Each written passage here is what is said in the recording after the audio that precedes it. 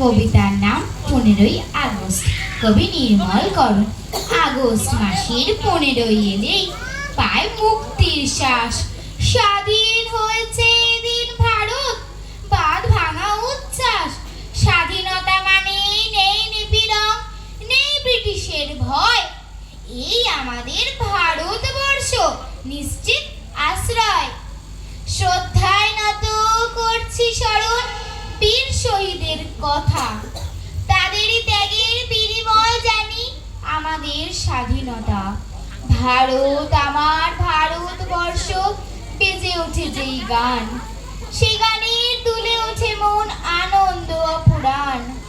স্বাধীনতা পাওয়া হয়নি সহজ, স্মৃতিপটে হয় আঁকা। এই আমাদের শপথ আজকের, স্বাধীনতা ধরে রাখা।